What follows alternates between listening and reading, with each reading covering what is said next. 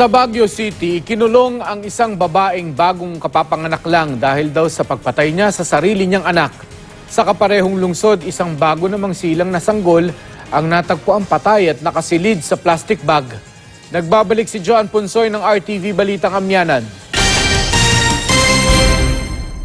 Mag-aalas 7 na umaga kahapon nang madiskubre sa harap ng Children's Park sa Baguio City ang isang plastic bag. Ang laman pala ng bag, isang patay na bagong silang na sanggol.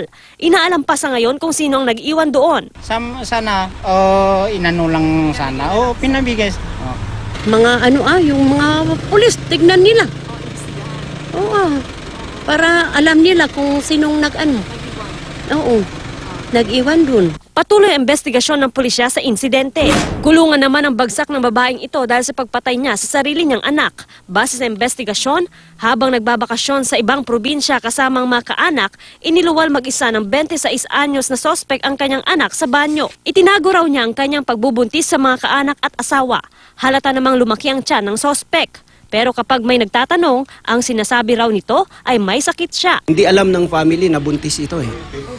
So nung parang manganganak na pumunta sa CR, doon niya pinanganak yung bata. Pag uwi nila sa Baguio, dinala sa ospital ang babae dahil sa pananakit ng tiyan. Doon pa lang nalaman ng iba na nabuntis at nanganak na ang babae. So na-discover ng doktor na parang bagong panganak. So tinanong kung asan yung bata, hindi niya ayaw sabihin. So sabi ng doktor, i-check nyo nga yung bag.